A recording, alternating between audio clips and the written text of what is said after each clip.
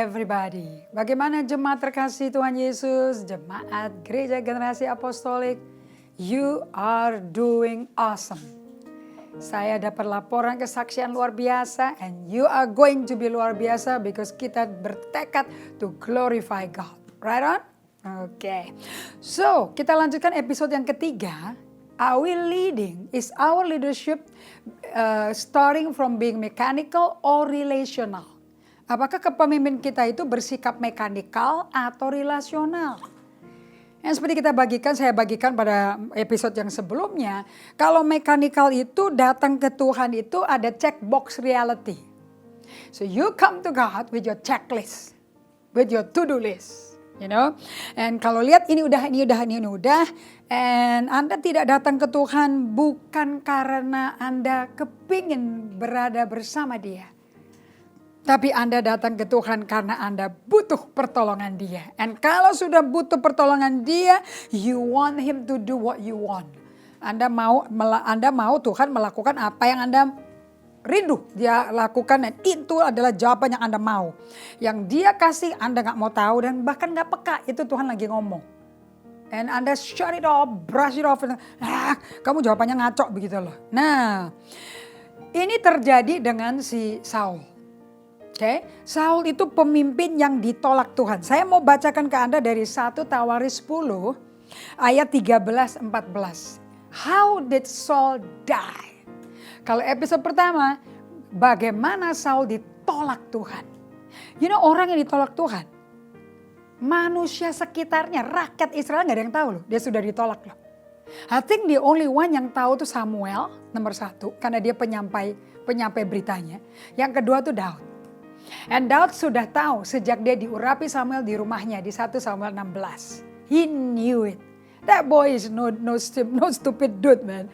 Dia udah bergaul relationally dengan Tuhan dengan mesra. Kalau nggak percaya, Daud itu mesra sama Tuhan, cintanya luar biasa. Anda baca dong di Mazmur 119 tulisan dia. Aduh, Tauratmu ku cintai, luar biasa. Aku tidur semalam mengharapkan di pagi hari melihat kebaikan-Mu Tuhan. Itu orang lagi mabuk cinta tuh. Dan dia bisa consistently mabuk cinta 40 tahun dalam pelayanan dia. Because he ministered for 40 years. Dari 30 tahun. Is that amazing? Nah lihat. Tapi kalau Saul beda. Nah ini ciri-ciri orang ditolak Tuhan. May not be ditolak orang. Karena orangnya juga gak tahu. Okay. 1 Tawaris 10 ayat 13. Demikianlah Saul mati. Karena perbuatannya yang tidak setia terhadap Tuhan. Oleh karena ia tidak berpegang pada firman Tuhan. Dan juga karena ia telah meminta petunjuk dari arwah. Dari bad he went to worse. Dari busuk menjadi amat sangat fatal parah. Karena dia pergi ke dukun. Orang yang ditolak Tuhan, pasti Tuhan meninggalkan dia dong.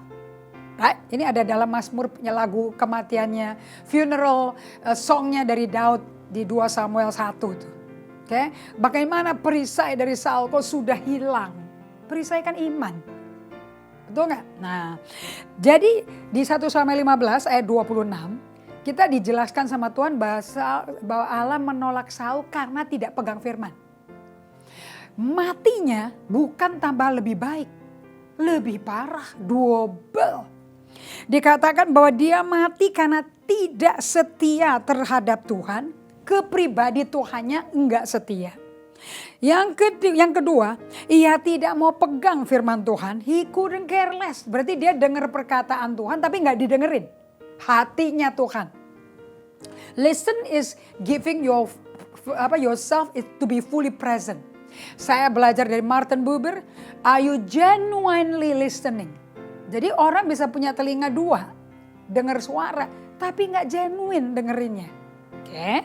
And not fully present. Nah, dan yang ketiga, dia udah nggak pegang firman Tuhan, dia nggak pedulin pribadi Tuhan. Yang ketiga, dia kedukun. So, saya mau tantang Anda semua. If you ignore being to have the time of solitude and silence, bahaya loh. You will end up going to the world, to the Babylonian system. Ke sistem Babel yang ada di dunia ini. dan Anda tinggalkan Tuhan. Jangan bawa sistem dunia ke dalam kerohanianmu. Don't bring it to your cell. Don't bring it to our worship service. Never, never, never. Caranya gimana? Have a support system. Anda mesti mau dengar, makanya core team kita berempat kan. Saling dengar, saling perhatikan. If somebody talk to you, don't shut your heart and don't be offended. Maybe they see something that you don't see. Nah, inilah ciri-ciri seorang pemimpin yang dicintai Tuhan. Anda punya self-awareness and Anda punya God awareness. Kita akan lanjut di episode berikutnya. Tuhan berkati.